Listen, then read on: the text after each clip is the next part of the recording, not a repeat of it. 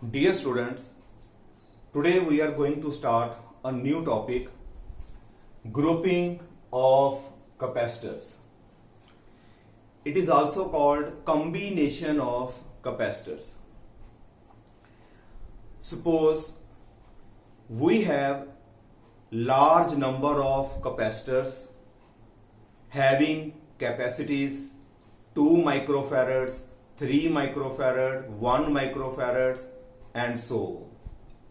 But in a circuit where we want a capacitor of capacity 6 microfarad, but that capacitor is not available to us. ਸਾਡੇ ਕੋਲ ਜਿਹੜੇ capacitor available ਨੇ 1 ਵਾਲਾ ਹੈ 2 ਵਾਲਾ 3 ਮਾਈਕਰੋਫੈਰਡ ਵਾਲਾ ਹੈ, ਪਰ ਸਾਨੂੰ ਜਦੋਂ ਸਰਕਟ ਵਿੱਚ ਕਿਤੇ ਨਾ ਕਿਤੇ ਕਪੈਸਿਟਰ ਲਗਾਉਣਾ ਹੈ ਤੇ ਸਾਨੂੰ ਉਹਦੀ ਕਪੈਸਿਟੀ ਜਿਹੜੀ ਹੈ 6 ਮਾਈਕਰੋਫੈਰਡ ਚਾਹੀਦੀ ਹੈ, ਉਹ ਸਾਨੂੰ ਅਵੇਲੇਬਲ ਨਹੀਂ ਹੈ। then what will we do? ਅਸੀਂ ਕੀ ਕਰਾਂਗੇ? ਅਸੀਂ ਜਿਹੜਾ ਹੈ ਜਿਹੜੇ ਕਪੈਸਿਟਰ ਅਵੇਲੇਬਲ ਨੇ ਇਹਨਾਂ ਨੂੰ ਆਪਸ ਵਿੱਚ ਜੋੜ ਕੇ 6 ਮਾਈਕਰੋਫੈਰਡ ਕਪੈਸਿਟੀ ਪੈਦਾ ਕਰ ਸਕਦੇ ਹਾਂ। ਇਹਨਾਂ ਨੂੰ ਆਪਸ ਵਿੱਚ ਜੋੜ ਕੇ 6 ਮਾਈਕਰੋਫੈਰਡ ਕਪੈਸਿਟੀ ਜਿਹੜੀ ਹੈ ਪੈਦਾ ਕਰ ਸਕਦੇ ਹਾਂ। ਤੇ ਜੇ ਸਾਨੂੰ ਕਪੈਸਿਟੀ ਚਾਹੀਦੀ ਹੈ 1 ਮਾਈਕਰੋਫੈਰਡ ਤੋਂ ਵੀ ਘੱਟ ਚਾਹੀਦੀ ਹੈ ਤਾਂ ਵੀ ਇਹਨਾਂ ਕਪੈਸਿਟਰਸ ਨੂੰ ਜੋੜ ਕੇ ਇਹਨਾਂ ਦਾ ਕੋਈ ਨਾ ਕੋਈ ਅਰੇਂਜਮੈਂਟ ਬਣਾ ਕੇ ਇਹਨਾਂ ਨੂੰ ਆਪਸ ਵਿੱਚ ਕੰਬਾਈਨ ਕਰਕੇ ਇਹਨਾਂ ਦੀ ਗਰੁੱਪਿੰਗ ਕਰਕੇ ਅਸੀਂ ਜਿਹੜੀ ਹੈ ਉਹ ਕਪੈਸਿਟੀ ਵੀ ਪੈਦਾ ਕਰ ਸਕਦੇ ਹਾਂ। Now it is the meaning of grouping of capacitor. ਜਿਸ ਤਰ੍ਹਾਂ ਅਸੀਂ 10th ਕਲਾਸ ਦੇ ਵਿੱਚ resistance in series ਤੇ resistance in parallel ਪੜਿਆ, ਉਸ ਤੋਂ ਬਾਅਦ ਅਸੀਂ ਉਹਨਾਂ ਦੀ mixed grouping ਕੀਤੀ। ਅਸੀਂ ਕਈ numerical ਕੱਢੇ ਜਿਹਦੇ ਵਿੱਚ resistance series 'ਚ ਵੀ ਹੁੰਦਾ ਹੈ, ਵਿੱਚ ਹੀ ਅਸੀਂ ਉਹਨੂੰ parallel 'ਚ ਜੋੜ ਦਿੰਦੇ ਹਾਂ, ਜਿਹਨੂੰ ਅਸੀਂ mixed grouping ਬੋਲਦੇ ਹਾਂ। ਇਸੇ ਤਰੀਕੇ ਦੇ ਨਾਲ ਅੱਜ ਦਾ ਸਾਡਾ ਜਿਹੜਾ ਟੌਪਿਕ ਹੈ resistance ਦਾ ਤੇ ਨਹੀਂ ਹੈ, it is based on capacitors. Now we can combine the capacitors in series and also we can combine the capacitors in parallel to increase and decrease the capacity of the combination. Now first of all we will discuss about series combination of capacitor. Capacitor ਦਾ ਜਿਹੜਾ ਹੈ series combination ਕੀ ਚੀਜ਼ ਹੈ? Now suppose this is a capacitor. ਇਹ capacitor ਜਿਹੜਾ ਹੈ ਮੰਨ ਲਓ ਸਾਡਾ ਪਹਿਲਾ ਹੈ ਜਿਸ ਦੀ capacity ਜਿਹੜੀ ਹੈ suppose it is C1. This is a capacitor having capacity C1. ਸਾਨੂੰ ਪਤਾ ਹੈ ਕੈਪੈਸਿਟਰ ਵਿੱਚ ਦੋ ਪਲੇਟਸ ਹੁੰਦੀਆਂ ਨੇ, ਇੱਕ ਪਲੇਟ ਉੱਪਰ ਪੋਜ਼ਿਟਿਵ ਚਾਰਜ ਹੁੰਦਾ ਹੈ, ਦੂਜੀ ਪਲੇਟ ਉੱਪਰ ਨੈਗੇਟਿਵ ਹੁੰਦਾ ਹੈ, ਤੁਹਾਨੂੰ ਅਰਥ ਕੀਤਾ ਹੁੰਦਾ ਹੈ। Now these two are the parallel plates of a first capacitor. ਇਸ ਪਲੇਟ ਨੂੰ ਅਸੀਂ ਬੋਲਾਂਗੇ ਇਨਰ ਪਲੇਟ। ਜਿਹੜੀ ਪਹਿਲੀ ਪਲੇਟ ਹੈ ਇਨਰ ਹੈ, ਇਹ ਉਹਦੀ ਆਊਟਰ ਪਲੇਟ ਹੈ। ਜਿਹੜੀ ਸੈਕੰਡ ਪਲੇਟ ਹੈ ਉਸ ਨੂੰ ਅਸੀਂ ਬੋਲਦੇ ਹਾਂ ਆਊਟਰ ਪਲੇਟ। ਇਸ ਕੈਪੈਸਿਟਰ ਦੀ ਆਊਟਰ ਪਲੇਟ ਨੂੰ ਅਸੀਂ ਵਾਇਰ ਦੇ ਨਾਲ ਦੂਸਰੇ ਕੈਪੈਸਿਟਰ ਦੀ ਜਿਹੜੀ ਹੈ ਇਨਰ ਪਲੇਟ ਦੇ ਨਾਲ ਅਸੀਂ ਉਹਨੂੰ ਜੋੜ ਦਿੱਤਾ ਹੈ। ਇਹ ਸਾਡਾ ਪਹਿਲਾ capacitor inner plate, this is outer plate. Outer plate ਨੂੰ ਅਸੀਂ ਸੈਕੰਡ ਕੈਪੈਸਿਟਰ ਦੀ ਜਿਹੜੀ ਹੈ ਇਨਰ ਪਲੇਟ ਦੇ ਨਾਲ ਜੋੜ ਦਿੱਤਾ। ਇਹ ਸਾਡਾ ਬਣ ਗਿਆ total second capacitor. This is the second plate of the capacitor 2. Now this is the capacity C2. Now second capacitor ਜਿਹੜਾ ਹੈ ਉਸ ਦੀ ਜਿਹੜੀ outer plate ਹੈ ਉਸ ਨੂੰ ਅਸੀਂ third capacitor ਦੀ inner plate ਦੇ ਨਾਲ ਅਸੀਂ ਉਹਨੂੰ join ਕਰਦੇ ਹਾਂ and so on. This is a method to ਇਹ ਸਾਡਾ ਮੈਥਡ ਹੈ capacitors ਨੂੰ ਜਿਹੜਾ ਹੈ series ਵਿੱਚ ਜੋੜਨ ਦਾ। This is the first one, this is the capacitor number second, and this is the capacitor number C3 and so on. पहले capacitor the outer plate दूजे दी इनर दे नाल, दूसरे दी आउटर तीसरे दी इनर दे नाल ਅਸੀਂ ਇਹਨੂੰ ਜੋੜ ਦਿੰਦੇ ਹਾਂ। ਇੱਕ ਪਲੇਟ ਇਧਰੋਂ ਬਚ ਗਈ, ਇਹਦੇ ਨਾਲ ਅਸੀਂ ਬੈਟਰੀ ਦਾ ਜਿਹੜਾ ਹੈ ਪੋਜ਼ਿਟਿਵ ਟਰਮੀਨਲ ਜੋੜ ਦਿੰਦੇ ਹਾਂ ਤੇ ਜਿਹੜਾ ਲਾਸਟ ਪਲੇਟ ਹੋਏਗੀ ਜਿਹੜੇ ਕਪੈਸਿਟਰ ਦੀ ਬਚੇਗੀ ਉਹਦੇ ਨਾਲ ਬੈਟਰੀ ਦਾ ਅਸੀਂ ਜਿਹੜਾ ਹੈ ਨੈਗੇਟਿਵ ਟਰਮੀਨਲ ਨੂੰ ਅਸੀਂ ਕਨੈਕਟ ਕਰ ਦਿਆਂਗੇ, ਜਿੰਨੇ ਪੋਟੈਂਸ਼ੀਅਲ ਡਿਫਰੈਂਸ ਜਿਹੜਾ ਹੈ ਪ੍ਰੋਡਿਊਸ ਕਰਨਾ ਹੈ 20 ਵੋਲਟ। ਇਹ ਟੋਟਲ ਕੰਬੀਨੇਸ਼ਨ ਨੂੰ ਬਾਹਰੋਂ ਅਸੀਂ ਜਿਹੜਾ ਪੋਟੈਂਸ਼ੀਅਲ ਦਿੱਤਾ ਹੈ ਉਹ ਹੋ ਗਿਆ ਸਾਡਾ V, ਕੈਪੀਟਲ V ਵੋਲਟ ਹੋ ਗਿਆ। ਨਾਓ here is a point, suppose P, which is connected with the first plate। ਇੱਥੇ ਸਾਡਾ ਜਿਹੜਾ ਪੋਟੈਂਸ਼ੀਅਲ ਆਏਗਾ V positive, and this is a point N, ਜਿਹਨੂੰ ਅਸੀਂ ਕਹਿ ਸਕਦੇ ਹਾਂ ਕਿ ਅਸੀਂ ਜਿਹੜਾ ਅਰਥ ਨਾਲ ਜੋੜ ਦਿੱਤਾ ਹੈ। ਇੱਥੇ ਜਿਹੜਾ ਸਾਡਾ ਪੋਟੈਂਸ਼ੀਅਲ ਆਏਗਾ 0 ਤੇ ਟੋਟਲ ਪੋਟੈਂਸ਼ੀਅਲ ਡਿਫਰੈਂਸ ਜਿਹੜਾ ਦੇਖੋਗੇ ਤੁਸੀਂ V minus 0 will be equal to V। Total potential difference ਸਾਡਾ ਕਿੰਨਾ ਰਹੇਗਾ? ਕੈਪੀਟਲ V ਜਿਹੜਾ ਅਸੀਂ ਅਪਲਾਈ ਕੀਤਾ ਹੈ। Now due to this positive potential ਇੱਥੇ ਸਾਡੇ ਕੋਲ ਚਾਰਜ ਜਿਹੜਾ ਹੈ ਪੈਦਾ ਹੋ ਜਾਏਗਾ ਪੋਜ਼ਿਟਿਵ। ਪਹਿਲੀ ਪਲੇਟ ਦੇ ਉੱਪਰ ਪੋਜ਼ਿਟਿਵ ਚਾਰਜ ਪੈਦਾ ਹੋਏਗਾ। Due to induction, electrostatic induction ਅਸੀਂ ਪਹਿਲੇ ਯੂਨਿਟ 'ਚ ਪੜ੍ਹ ਰਹੇ ਹਾਂ। ਡਿਊ ਟੂ ਇੰਡਕਸ਼ਨ ਆ ਕੀ ਕਰੇਗਾ? ਸੈਕੰਡ ਪਲੇਟ ਜਿਹੜੀ ਹੈ ਇਹਦੇ ਇਲੈਕਟ੍ਰੋਨ ਜਿਹੜੇ ਨੇ ਸਾਰੇ ਆਪਣੇ ਵੱਲ ਅਟਰੈਕਟ ਕਰ ਲੇਗਾ। ਸਾਰੇ ਇਲੈਕਟ੍ਰੋਨ ਜਿਹੜੇ ਨੇ ਇਸ ਪਲੇਟ ਦੇ ਤੇ ਇਸ ਪਲੇਟ ਦੇ ਦੋਨਾਂ ਦੇ, ਕਿਉਂਕਿ ਇਹ ਦੋਨੋਂ ਪਲੇਟ ਆਪਸ ਵਿੱਚ ਜੁੜੀਆਂ ਹੋਈਆਂ ਨੇ, ਇਹ ਦੋਨੋਂ ਪਲੇਟ ਆਪਸ ਵਿੱਚ ਜੁੜੀਆਂ ਹੈ। ਇਸ ਪੋਜ਼ਿਟਿਵ ਨੇ ਕੀ ਕਰਨਾ ਹੈ? ਸਾਰੇ ਇਲੈਕਟ੍ਰੋਨ ਆਪਣੇ ਵੱਲ ਅਟਰੈਕਟ ਕਰ ਲੈਣੇ ਆ ਤੇ ਇੱਥੇ ਜਿਹੜਾ ਸਾਰਾ ਨੈਗੇਟਿਵ ਚਾਰਜ ਇਕੱਠਾ ਹੋ ਜਾਏਗਾ। ਤੇ ਜਦੋਂ ਸਾਰੇ ਇਲੈਕਟ੍ਰੋਨ ਇੱਧਰ ਨੂੰ ਚਲੇ ਗਏ ਤੇ ਇਸ ਪਲੇਟ ਦੇ ਉੱਪਰ ਜਿਹੜਾ ਹੈ ਸਾਡੇ ਕੋਲ ਆਪਾਂ ਇਨਰ ਸਾਈਡ ਤੇ ਸ਼ੋ ਕਰਦੇ ਹਾਂ, ਓਨਾ ਹੀ ਚਾਰਜ ਜਿਹੜਾ ਹੈ ਪੋਜ਼ਿਟਿਵ ਇੱਥੇ ਕ੍ਰੀਏਟ ਹੋ ਜਾਏਗਾ। ਕਲੀਅਰ? ਸਿਮਿਲਰਲੀ ਇੱਥੇ ਫਿਰ ਨੈਗੇਟਿਵ ਆਏਗਾ ਕਿਉਂਕਿ ਆ ਪੋਜ਼ਿਟਿਵ ਸਾਰੇ ਇਲੈਕਟ੍ਰੋਨ ਇੱਧਰ ਖਿੱਚੇਗਾ ਤੇ ਇੱਥੇ ਸਾਡਾ ਜਿਹੜਾ ਚਾਰਜ ਹੈ ਪੋਜ਼ਿਟਿਵ, ਇਸ ਤਰ੍ਹਾਂ ਚਾਰਜ ਜਿਹੜਾ ਪੈਦਾ ਹੁੰਦਾ ਜਾਏਗਾ ਤੇ ਅੰਦਰਲੇ ਪਾਸੇ ਜਿਹੜਾ ਨੈਗੇਟਿਵ ਐਂਡ ਸੋ ਔਨ ਤੇ ਲਾਸਟ ਜਿਹੜਾ ਪੋਜ਼ਿਟਿਵ ਚਾਰਜ ਹੋਏਗਾ ਉਹ ਇੱਧਰ ਐਂਟਰ ਕਰ ਜਾਏਗਾ। ਨਾਓ this is the method of charging in series combination। ਜਿੰਨਾ ਚਾਰਜ ਸਾਡੇ ਜਿਹੜਾ ਹੈ ਪਹਿਲੀ ਪਲੇਟ ਉੱਪਰ ਆਇਆ, ਮੰਨ ਲਓ ਵੀ Q, ਉਨਾ ਹੀ ਚਾਰਜ ਜਿਹੜਾ ਹੈ ਦੂਸਰੇ ਕਪੈਸਿਟਰ ਦੇ ਉੱਪਰ ਵੀ ਆਏਗਾ, ਕਿਉਂਕਿ ਜਿੰਨੇ ਇਲੈਕਟ੍ਰੋਨ ਇੰਨੇ ਖਿੱਚਣੇ ਆ ਉਨਾ ਹੀ ਪੋਜ਼ਿਟਿਵ ਚਾਰਜ ਸੈਕੰਡ ਉੱਪਰ ਆਏਗਾ।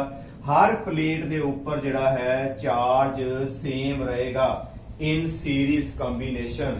ਇਹ ਯਾਦ ਰੱਖਣਾ ਹੈ ਕਿ ਜਿੰਨਾ ਚਾਰਜ ਅਸੀਂ ਬਾਹਰੋਂ ਦੇਵਾਂਗੇ ਉਨਾ ਹੀ ਚਾਰਜ ਜਿਹੜਾ ਹੈ ਸਾਡਾ ਹਰ ਜਗ੍ਹਾ ਦੇ ਉੱਤੇ ਜਿਹੜਾ ਉਹ ਸੇਮ ਰਹੇਗਾ। Capital Q, capital Q, capital Q। ਨਾਓ ਹੁਣ ਅਸੀਂ ਗੱਲ ਕਰਦੇ ਹਾਂ ਪੋਟੈਂਸ਼ੀਅਲ ਦੀ। ਇਹ ਦੋ ਪਲੇਟਸ ਜਿਹੜੀਆਂ ਆਪਸ ਵਿੱਚ ਜੁੜੀਆਂ ਨੇ, ਇਹਨਾਂ ਦਾ ਪੋਟੈਂਸ਼ੀਅਲ ਸੇਮ ਹੋਏਗਾ। ਸਪੋਜ਼ ਜੇ ਇੱਥੇ ਪੋਟੈਂਸ਼ੀਅਲ V1 ਹੈ ਇਸ ਪਲੇਟ ਦਾ ਤੇ ਇਹਦਾ ਵੀ ਜਿਹੜਾ ਹੈ V1 ਹੋਏਗਾ। ਇਹ ਦੋ ਪਲੇਟਾਂ ਵੀ ਆਪਸ ਜੁੜੀਆਂ ਨੇ, ਇਹਦਾ ਵੀ ਪੋਟੈਂਸ਼ੀਅਲ ਜਿਹੜਾ ਹੈ ਦੋਨਾਂ ਦਾ ਸੇਮ ਹੋਏਗਾ V2, ਇਹਦਾ ਵੀ ਪੋਟੈਂਸ਼ੀਅਲ ਸੇਮ ਹੋਏਗਾ। ਅਸੀਂ ਪਿੱਛੇ ਪੜਿਆ ਸੀ if two conductors are connected together then their potential will become same, ਜਿਹਨੂੰ ਅਸੀਂ common potential ਬੋਲਦੇ ਹਾਂ। ਨਾਓ ਇਹਨਾਂ ਦੋਨਾਂ ਦਾ ਪੋਟੈਂਸ਼ੀਅਲ ਜਿਹੜਾ ਹੋਏਗਾ ਸੇਮ। ਇਹਦਾ ਮੰਨ ਲਓ V1 ਹੈ, ਇਹਦਾ ਜਿਹੜਾ ਹੈ V2 ਤੇ ਪਹਿਲਾ ਜਿਹੜਾ ਕਪੈਸਿਟਰ ਹੈ, now this is your first capacitor. ਇੱਥੇ ਪੋਟੈਂਸ਼ੀਅਲ ਡਿਫਰੈਂਸ ਕਿੰਨਾ ਆਏਗਾ?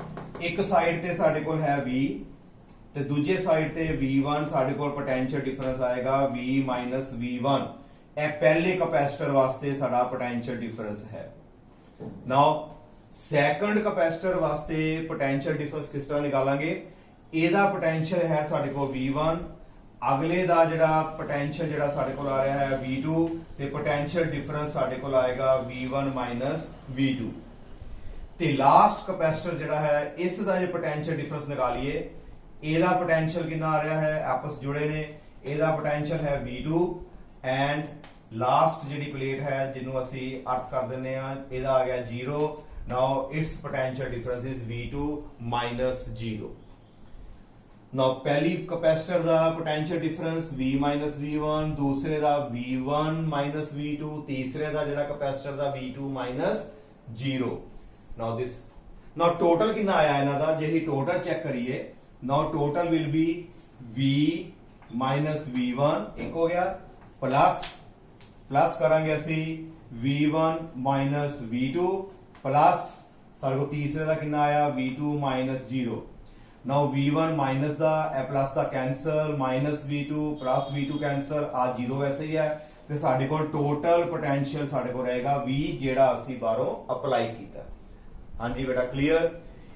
ਸੀਰੀਜ਼ ਕੰਬੀਨੇਸ਼ਨ ਦੇ ਵਿੱਚ ਪੋਟੈਂਸ਼ੀਅਲ ਡਿਵਾਈਡ ਹੋ ਜਾਏਗਾ ਤੇ ਚਾਰਜ ਜਿਹੜਾ ਹੈ ਹਰ ਕਪੈਸਿਟਰ ਦੇ ਉੱਪਰ ਜਿਹੜਾ ਹੈ ਉਹ ਸੇਮ ਹੀ ਰਹੇਗਾ। ਇਹ ਤੁਸੀਂ ਆਪਣੇ ਮਾਈਂਡ ਵਿੱਚ ਹਮੇਸ਼ਾ ਯਾਦ ਰੱਖਣਾ ਹੈ ਜੇਕਰ ਤੁਸੀਂ ਨਿਊਮੈਰੀਕਲ ਸੋਲਵ ਕਰਨਾ ਚਾਹੁੰਦੇ ਹੋ। ਇਨ ਸੀਰੀਜ਼ ਕੰਬੀਨੇਸ਼ਨ पोटेंशियल ਜਿਹੜਾ ਹੈ ਹਰ ਕਪੈਸਿਟਰ ਦੇ ਵੱਖਰਾ ਵੱਖਰਾ ਆਏਗਾ and charge on each capacitor will be the same ਤੇ ਟੋਟਲ ਤੁਹਾਨੂੰ ਮੈਂ ਪੋਟੈਂਸ਼ੀਅਲ ਦੱਸ ਦਿੱਤਾ ਹੈ ਜਿਹੜਾ ਡਿਫਰੈਂਸ ਉਹ ਤੁਹਾਡੇ ਕੋਲ ਕੈਪੀਟਲ V ਹੀ ਰਹੇਗਾ। ਨਾਓ ਆਓ ਅਸੀਂ ਹੁਣੇ ਤਾਂ ਜਿਹੜਾ ਹੈ ਆਰਟੀਕਲ ਨੂੰ ਜਿਹੜਾ ਹੈ ਸੋਲਵ ਕਰਨ ਦੀ ਕੋਸ਼ਿਸ਼ ਕਰੀਏ ਕਿ ਟੋਟਲ ਕਪੈਸਿਟੀ ਜਿਹੜੀ ਹੈ ਉਹ ਕਿੰਨੀ ਹੋਏਗੀ।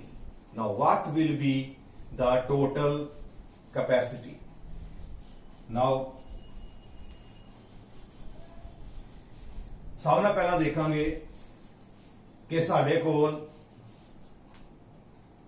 ਕਿਹੜੀ ਚੀਜ਼ ਡਿਵਾਈਡ ਹੋਈ। ਸਾਡੇ ਕੋਲ ਜਿਹੜਾ ਹੈ ਪੋਟੈਂਸ਼ੀਅਲ ਜਿਹੜਾ ਹੈ ਉਹ ਡਿਵਾਈਡ ਹੋਇਆ। Now total potential is equal to, total potential ਕਿੰਨਾ ਆਇਆ ਸੀ ਸਾਡੇ ਕੋਲ, ਪਹਿਲਾ ਆਇਆ V ਮਾਈਨਸ V1 ਇਹ ਪਹਿਲੇ ਕਪੈਸਿਟਰ ਦਾ, ਪਲੱਸ ਦੂਸਰਾ ਕਿੰਨਾ ਆਇਆ ਸੀ ਸਾਡੇ ਕੋਲ V1 ਮਾਈਨਸ V2 ਆ ਸੈਕੰਡ ਕਪੈਸਿਟਰ ਦਾ। ਮੈਂ ਡਾਇਗਰਾਮ ਜਿਹੜੀ ਹੈ ਉਹ ਰੱਬ ਕਰ ਲੱਗਾ।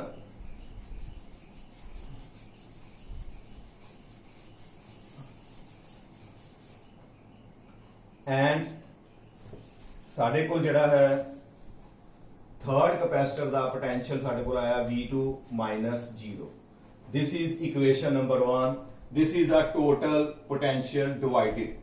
ਪਹਿਲਾ ਕਪੈਸਿਟਰ, ਦੂਸਰਾ, ਤੀਸਰਾ, ਅਸੀਂ ਤਿੰਨ ਹੀ ਜੋੜੇ ਨੇ, ਜਿੰਨੇ ਮਰਜ਼ੀ ਤੁਸੀਂ ਸੀਰੀਜ਼ 'ਚ ਜੋੜ ਸਕਦੇ ਹੋ। ਨਾਓ ਸਾਨੂੰ ਇੱਕ ਫਾਰਮੂਲਾ ਪਤਾ ਹੈ Q is equal to CV. Q the value CV ਦੇ ਇਕੁਅਲ ਹੈ, ਜਿਹਦੇ ਵਿੱਚੋਂ ਅਸੀਂ ਜੇ V ਨਿਕਾਲੀਏ ਤੇ V ਦੀ ਵੈਲਿਊ ਸਾਡੇ ਕੋਲ ਆਏਗੀ Q divided by C। Potential difference ਜਿਹੜਾ ਹੈ Q ਡਿਵਾਈਡਡ ਬਾਈ C ਹੁੰਦਾ ਹੈ। ਪੋਟੈਂਸ਼ੀਅਲ ਡਿਫਰੈਂਸ ਨੂੰ ਅਸੀਂ ਲਿਖਦੇ ਹਾਂ Q ਓਵਰ C। ਨਾਓ ਪਹਿਲਾ ਪੋਟੈਂਸ਼ੀਅਲ ਡਿਫਰੈਂਸ, ਹੁਣ ਇਹਦੇ ਵਾਸਤੇ ਕੀ ਇਕੁਏਸ਼ਨ ਬਣੇਗੀ V minus V1, therefore ਲਿਖ ਕੇ ਫॉर ਇਥੇ ਲਿਖ ਲਿਓ ਤੁਸੀਂ ਫॉर ਫਸਟ ਕਪੈਸਿਟਰ, ਇੱਥੇ ਲਿਖੀ ਜਾਣਾ line for first capacitor, for second capacitor, for third capacitor. Now for first capacitor you can right ਸਾਡੇ ਕੋਲ ਪੋਟੈਂਸ਼ੀਅਲ ਡਿਫਰੈਂਸ ਕਿੰਨਾ ਹੈ V minus V1 ਤੇ ਚਾਰਜ ਹਰ ਕਪੈਸਿਟਰ ਦਾ ਸੇਮ ਹੀ ਹੈ, ਉੱਥੇ ਤੇ Q ਹੀ ਰਹੇਗਾ, ਡਿਵਾਈਡਡ ਬਾਈ C ਤੇ ਸਾਡੇ ਪਹਿਲੇ ਕਪੈਸਿਟਰ ਦੀ ਕਪੈਸਿਟੀ ਆ ਜਾਏਗੀ C1। ਹਾਂਜੀ ਬੇਟਾ ਕਲੀਅਰ। ਫਿਰ ਲਾਈਨ ਲਿਖਾਂਗੇ ਫॉर ਸੈਕੰਡ ਕਪੈਸਿਟਰ, ਇਹ ਇਕੁਏਸ਼ਨ ਨੰਬਰ 2। ਸੈਕੰਡ ਕਪੈਸਿਟਰ ਵਾਸਤੇ ਕੀ ਬਣੇਗਾ, ਸਾਡੇ ਕੋਲ ਪੋਟੈਂਸ਼ੀਅਲ ਡਿਫਰੈਂਸ ਆ ਜਾਏਗਾ V1 minus V2 ਤੇ ਚਾਰਜ ਤੇ ਹਰ ਕਪੈਸਿਟਰ ਤੇ ਸੇਮ ਹੈ, ਡਿਵਾਈਡਡ ਬਾਈ ਸਾਡੇ ਕੋਲ ਆ ਜਾਏਗਾ C2। This is equation number 3। Similarly ਸਾਡੇ ਕੋਲ ਜਿਹੜਾ ਹੈ ਥਰਡ ਕਪੈਸਿਟਰ ਦੀ ਜਿਹੜੀ ਇਕੁਏਸ਼ਨ ਬਣੇਗੀ ਉਹ ਆਏਗੀ ਤੁਹਾਡੇ ਕੋਲ, ਅਸੀਂ ਇਸ ਸਾਈਡ ਤੇ ਲਿਖ ਦਿੰਦੇ ਹਾਂ। ਥਰਡ ਕਪੈਸਿਟਰ ਦੀ ਜਿਹੜੀ ਇਕੁਏਸ਼ਨ ਆਏਗੀ that will be given by now V2 minus 0 is equal to ਸਾਡੇ ਕੋਲ ਚਾਰਜ ਸੇਮ ਹੈ, ਕਪੈਸਿਟਰ ਨੰਬਰ ਸਾਡੇ ਕੋਲ ਆ ਗਿਆ C3, ਕਪੈਸਿਟਰ ਜਿਹੜਾ ਹੈ ਉਹ C3 ਆ ਗਿਆ। ਇਹ ਤਿੰਨੋਂ ਵੈਲਿਊਜ਼ ਜਿਹੜੀਆਂ ਨੇ ਅਸੀਂ ਇਕੁਏਸ਼ਨ ਨੰਬਰ 1 ਦੇ ਵਿੱਚ ਜਿਹੜਾ ਹੈ ਉਹ ਪੁੱਟ ਕਰਾਂਗੇ, ਇਹਨੂੰ ਤੁਸੀਂ ਨੋਟ ਕਰ ਸਕਦੇ ਹੋ। ਤੇ ਇਹ ਤਿੰਨੋਂ ਵੈਲਿਊਜ਼ ਨੂੰ ਜਿਹੜਾ ਹੈ ਅਸੀਂ ਇਕੁਏਸ਼ਨ ਨੰਬਰ 1 ਚ ਭਰਨ ਜਾ ਰਹੇ ਹਾਂ। then we get, ਇੱਕ ਲਾਈਨ ਲਿਖ ਲਓ, put all these values in equation number 1 we get, ਇਹ ਸਾਰੀ ਵੈਲਿਊਜ਼ ਨੂੰ ਤੁਸੀਂ ਇਕੁਏਸ਼ਨ ਨੰਬਰ 1 ਚ ਭਰ ਕੇ ਦੇਖੋ ਕੀ ਆਏਗਾ।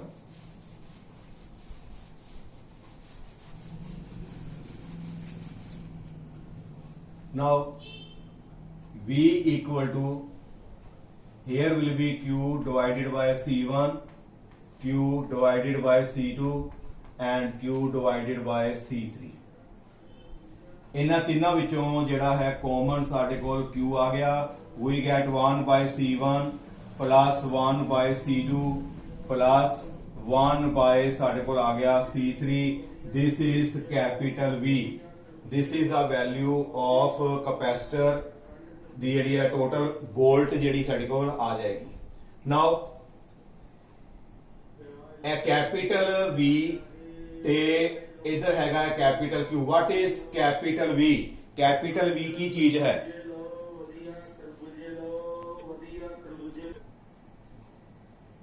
नाउ ਅਸੀਂ कैपिटल Q ਨੂੰ ਉਹਦੇ ਨੀਚੇ ਲੈ ਜਾਂਦੇ ਹਾਂ।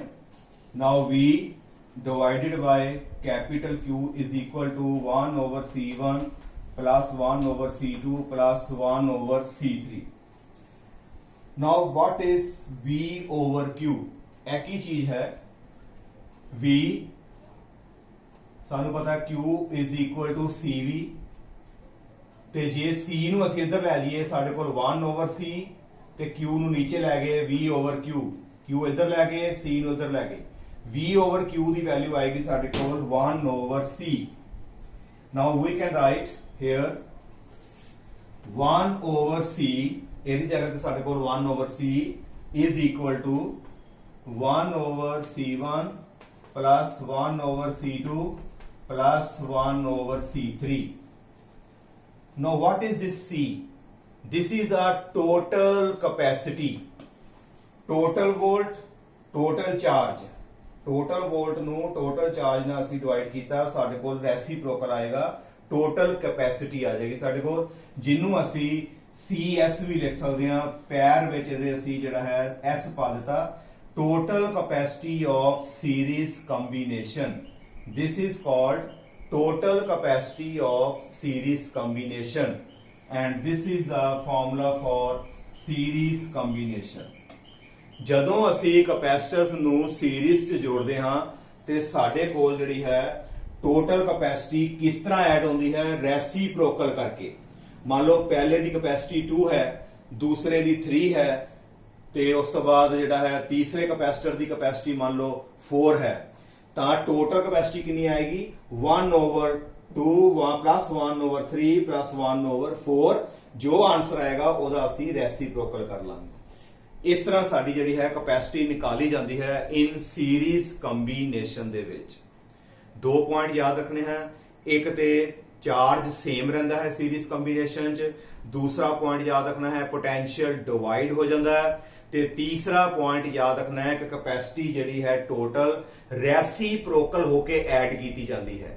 ਜਦੋਂ ਵੀ ਕੋਈ ਚੀਜ਼ ਰੈਸੀਪ੍ਰੋਕਲ ਕਰਕੇ ਐਡ ਕਰੋਗੇ ਤੇ ਉਹਦਾ ਜਵਾਬ ਜਿਹੜਾ ਹੈ ਹਮੇਸ਼ਾ ਘੱਟ ਆਏਗਾ। ਟੋਟਲ ਕਪੈਸਿਟੀ ਜਿਹੜੀ ਹੈ ਤੁਹਾਡੀ ਉਹ ਡਿਕਰੀਜ਼ ਹੋ ਜਾਏਗੀ। ਤੇ ਇੱਕ ਪੁਆਇੰਟ ਆਪਣੇ ਮਾਈਂਡ 'ਚ ਰੱਖੋ, ਇੱਕ ਹੋਰ, ਜਿਹੜਾ ਤਿੰਨਾਂ ਕਪੈਸਿਟਰ ਵਿੱਚੋਂ ਜਿਹੜਾ ਸਭ ਨਾਲੋਂ ਛੋਟਾ ਕਪੈਸਿਟਰ ਹੋਏਗਾ, ਮੰਨ ਲਓ 2 ਮਾਈਕਰੋਫੈਰਡ ਹੈ, ਸਭ ਨਾਲੋਂ ਛੋਟੀ ਕਪੈਸਿਟੀ 2 ਮਾਈਕਰੋਫੈਰਡ ਹੈ, ਤੇ ਸੀਰੀਜ਼ ਕੰਬੀਨੇਸ਼ਨ ਵਿੱਚ ਜਦੋਂ ਟੋਟਲ ਕੱਢੋਗੇ ਤੇ ਸਾਡੀ ਜਿਹੜੀ ਕਪੈਸਿਟੀ 2 ਨਾਲੋਂ ਵੀ ਘੱਟ ਆਏਗੀ। ਛੋਟੇ ਤੋਂ ਛੋਟਾ ਕਪੈਸਿਟਰ ਹੈ ਉਹਦੇ ਨਾਲੋਂ ਵੀ ਸਾਡੀ ਕਪੈਸਿਟੀ ਜਿਹੜੀ ਹੈ ਉਹ ਡਿਕਰੀਜ਼ ਹੋ ਜਾਂਦੀ ਹੈ। ਇਹ ਤੁਸੀਂ ਨਿਊਮੈਰੀਕਲ ਜਦੋਂ ਕਰੋਗੇ ਉਹ 'ਚ ਆਪਾਂ ਦੇਖਾਂਗੇ। ਨਾਓ 3 ਬੇਸਿਕ ਪੁਆਇੰਟਸ ਜਿਹੜੇ ਨੇ ਤੁਸੀਂ ਆਪਣੇ ਹਮੇਸ਼ਾ ਮਾਈਂਡ 'ਚ ਰੱਖਣਾ ਹੈ। ਨਾਓ come to next, capacitors connected in parallel। ਹੁਣ ਅਸੀਂ ਕਪੈਸਿਟਰਸ ਨੂੰ ਜਿਹੜਾ ਹੈ ਪੈਰਲਲ ਵਿੱਚ ਜੋੜਨ ਜਾ ਰਹੇ ਹਾਂ। ਉਹ ਅਸੀਂ ਕਿਸ ਤਰ੍ਹਾਂ ਜੋੜਾਂਗੇ? ਕਪੈਸਿਟਰਸ ਇਨ ਪੈਰਲਲ ਕੰਬੀਨੇਸ਼ਨ। ਨਾਓ ਸਪੋਜ਼ ਸਾਡੇ ਕੋਲ ਜਿਹੜਾ ਹੈ 3 ਕਪੈਸਿਟਰਸ ਨੇ। ਨੰਬਰ 1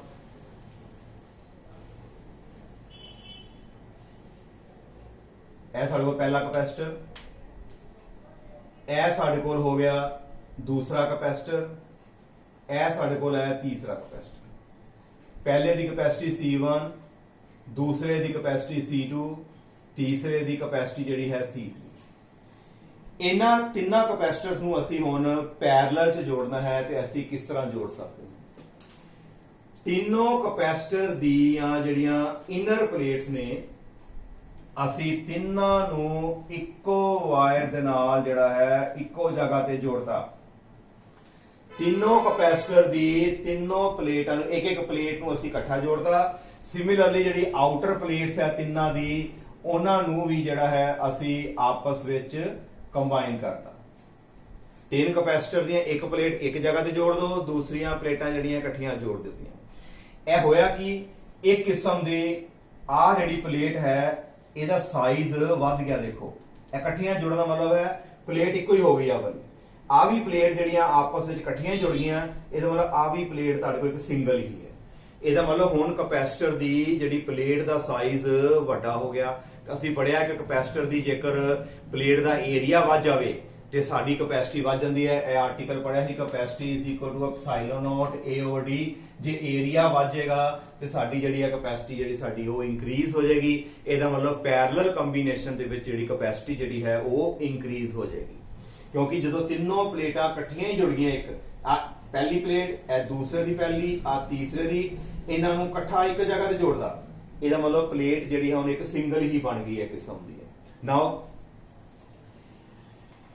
ਇਹ ਜਿਹੜਾ ਪੁਆਇੰਟ ਹੈ ਇਹਦੇ ਨਾਲ ਅਸੀਂ ਥੱਲੇ ਲਗਾ ਦਾਂਗੇ ਬੈਟਰੀ, ਇਸੇ ਨਾਲ ਕਨੈਕਟ ਕਰ ਦਾਂਗੇ। ਇਹ ਪੁਆਇੰਟ ਸਾਡਾ N ਆ ਗਿਆ। ਸਿਮਿਲਰਲੀ ਆਹ ਪੁਆਇੰਟ ਮੰਨ ਲਓ ਸਾਡਾ P ਆ ਗਿਆ। ਇੱਥੋਂ ਜਿਹੜਾ ਹੈ ਚਾਰਜਿੰਗ ਹੋਏਗੀ। ਜਦੋਂ ਇੱਥੋਂ ਚਾਰਜ ਹੋਏਗਾ ਤੇ ਚਾਰਜ ਜਿਹੜਾ ਹੈ ਤਿੰਨ ਡਾਇਰੈਕਸ਼ਨ ਦੇ ਵਿੱਚ ਫਲੋ ਕਰੇਗਾ, ਕਿਉਂਕਿ ਤਿੰਨ ਵਾਇਰਸ ਨੇ। ਚਾਰਜ ਜਿਹੜਾ ਹੈ ਇੱਥੋਂ ਤੁਹਾਡਾ ਡਿਵਾਈਡ ਹੋ ਜਾਏਗਾ। Charge will divide. ਇੱਥੇ ਚਾਰਜ Q1, ਇੱਥੇ ਚਾਰਜ ਚਲਾ ਗਿਆ ਮੰਨ ਲਓ Q2, ਇੱਥੇ ਚਾਰਜ ਚਲਾ ਗਿਆ ਮੰਨ ਲਓ Q3। ਆ ਪੋਜ਼ਿਟਿਵ ਹੋ ਗਿਆ ਸਾਰੀ plate. Similarly due to induction ਆ ਸਾਈਡ ਜਿਹੜੀ ਹੈ ਸਾਡੀ ਜਿਹੜੀ ਆ ਉਹ ਨੈਗੇਟਿਵ ਹੋ ਜਾਏਗੀ। ਤੁਸੀਂ ਪੂਰਾ ਪਲੱਸ ਪਲੱਸ ਕਰਕੇ ਲਿਖਣਾ ਹੈ। ਜਿੰਨਾ ਪਲੱਸ ਇੱਧਰ ਵਾਣਾ ਉਦਾਂ ਹੀ ਤੁਸੀਂ ਉਧਰਲੇ ਪਾਸੇ ਜਿਹੜਾ ਹੈ ਨੈਗੇਟਿਵ ਤੁਸੀਂ ਸ਼ੋ ਕਰਨਾ। ਪੈਰਲਲ ਕੰਬੀਨੇਸ਼ਨ ਦੇ ਵਿੱਚ ਚਾਰਜ ਨੂੰ ਫਲੋ ਕਰਨ ਦੇ ਤਿੰਨ ਰਸਤੇ ਮਿਲ ਗਏ, 1 2 ਤੇ 3। ਇਹਦਾ ਮਤਲਬ ਚਾਰਜ ਜਿਹੜਾ ਹੈ ਉਹ ਅੱਗੇ ਜਾ ਕੇ ਡਿਵਾਈਡ ਹੋ ਜਾਏਗਾ। ਤੇ ਸੀਰੀਜ਼ ਕੰਬੀਨੇਸ਼ਨ ਵਿੱਚ ਚਾਰਜ ਸੇਮ ਰਹਿੰਦਾ ਸੀ ਤੇ ਪੈਰਲਲ ਕੰਬੀਨੇਸ਼ਨ ਦੇ ਵਿੱਚ ਚਾਰਜ ਜਿਹੜਾ ਹੈ ਉਹ ਡਿਵਾਈਡ ਹੋ ਗਿਆ। ਨਾਓ ਪਹਿਲਾ ਕਪੈਸਿਟਰ ਧਿਆਨ ਨਾਲ ਦੇਖਣਾ ਹੈ। ਪਹਿਲਾ ਕਪੈਸਿਟਰ ਜਿਹੜਾ ਹੈ ਦੇਖੋ ਇਹ ਸਿੱਧਾ ਪੋਟੈਂਸ਼ੀਅਲ ਨਾਲ ਜੁੜਿਆ। ਦੂਜਾ ਕਪੈਸਿਟਰ ਵੀ ਦੇਖੋ ਧਿਆਨ ਨਾਲ, ਇਹਦਾ ਵੀ ਸਿੱਧਾ ਹੀ ਕੰਟੈਕਟ ਪੋਟੈਂਸ਼ੀਅਲ ਦੇ ਪੋਜ਼ਿਟਿਵ ਨਾਲ ਹੈ। ਤੀਸਰਾ ਕਪੈਸਿਟਰ ਹੈ, ਇਹਦੀ ਪਲੇਟ ਦਾ ਵੀ ਸਿੱਧਾ ਕੰਟੈਕਟ ਪੋਜ਼ਿਟਿਵ ਟਰਮੀਨਲ ਹੈ। ਇਹਦਾ ਮਤਲਬ ਤਿੰਨਾਂ ਦੇ ਉੱਤੇ ਜਿਹੜਾ ਹੈ ਪੋਟੈਂਸ਼ੀਅਲ ਡਿਫਰੈਂਸ ਜਿਹੜਾ ਹੈ ਉਹ ਸੇਮ ਰਹੇਗਾ। ਇਧਰੋਂ ਵੀ ਦੇਖ ਲਓ, ਇਹ ਵਾਇਰ ਸਿੱਧੀ ਨੈਗੇਟਿਵ ਨੂੰ, ਆ ਵੀ ਵਾਇਰ ਜਿਹੜੀ ਹੈ ਸਿੱਧੀ ਨੈਗੇਟਿਵ ਨੂੰ ਹੈ, ਆ ਵੀ ਵਾਇਰ ਜਿਹੜੀ ਹੈ ਸਿੱਧੀ ਨੈਗੇਟਿਵ ਨੂੰ ਜਾ ਰਹੀ ਹੈ। ਤਿੰਨਾਂ ਕਪੈਸਿਟਰ ਦਾ ਜਿਹੜਾ ਪੋਟੈਂਸ਼ੀਅਲ ਹੋਏਗਾ, ਜਿਹਨੂੰ ਪੋਟੈਂਸ਼ੀਅਲ ਡਿਫਰੈਂਸ ਬੋਲਦੇ ਆ, that will be same। ਤੇ ਚਾਰਜ ਡਿਵਾਈਡ ਤੇ ਪੋਟੈਂਸ਼ੀਅਲ ਡਿਫਰੈਂਸ ਜਿਹੜਾ ਹੈ ਉਹ ਸਾਰਿਆਂ ਦੇ ਉੱਪਰ ਸੇਮ ਰਹੇਗਾ। ਜੇ ਮਗਰੋਂ ਅਸੀਂ ਲਗਾਉਂਦੇ ਆ 10 ਵੋਲਟ, ਇੱਥੇ ਵੀ 10 ਵੋਲਟ, ਇੱਥੇ ਵੀ 10 ਵੋਲਟ, ਇੱਥੇ ਵੀ 10 ਵੋਲਟ ਰਹੇਗਾ।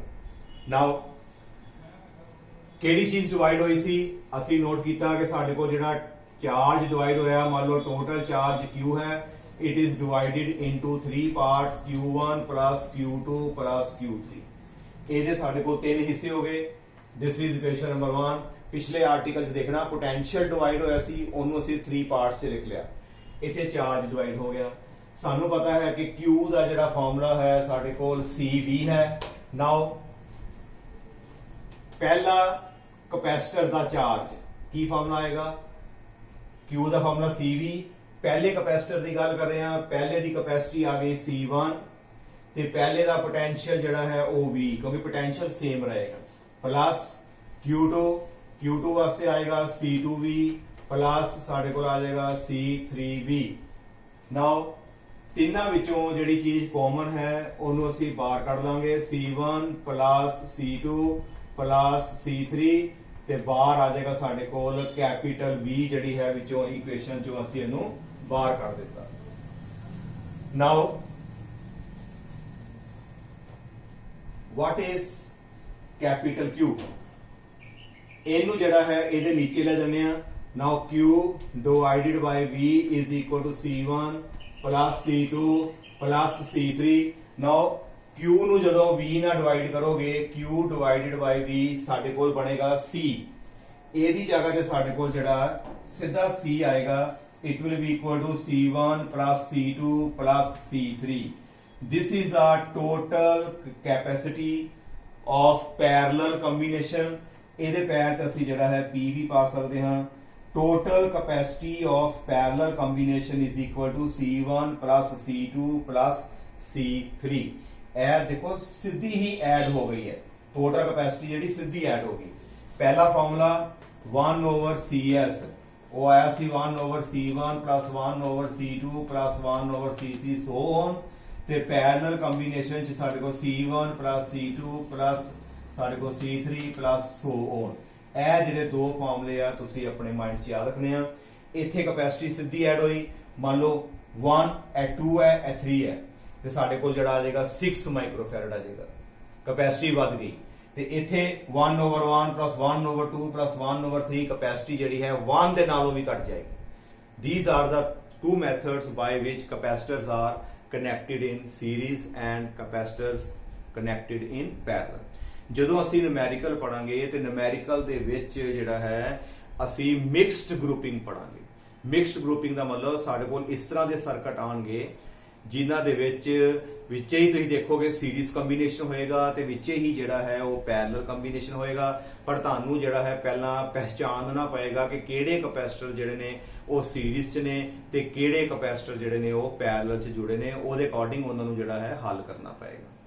ਨਾਓ ਲਾਸਟ ਜਿਹੜੇ ਨੇ ਪੁਆਇੰਟਸ ਮੈਂ ਦੁਬਾਰਾ ਇੱਕ ਵਾਰੀ ਰਿਪੀਟ ਕਰ ਦਿੰਦਾ। ਸੀਰੀਜ਼ ਕੰਬੀਨੇਸ਼ਨ ਵਿੱਚ ਚਾਰਜ ਸੇਮ, ਪੈਰਲਲ ਕੰਬੀਨੇਸ਼ਨ ਵਿੱਚ ਪੋਟੈਂਸ਼ੀਅਲ ਸੇਮ। ਸੀਰੀਜ਼ ਕੰਬੀਨੇਸ਼ਨ ਦੇ ਵਿੱਚ ਕਪੈਸਿਟੀ ਟੋਟਲ ਜਿਹੜੀ ਹੈ ਉਹ ਘਟ ਜਾਂਦੀ ਹੈ, ਛੋਟੇ ਨਾਲੋਂ ਵੀ ਜਿਹੜੀ ਹੈ ਹੋਰ ਛੋਟੀ ਹੋ ਜਾਏਗੀ।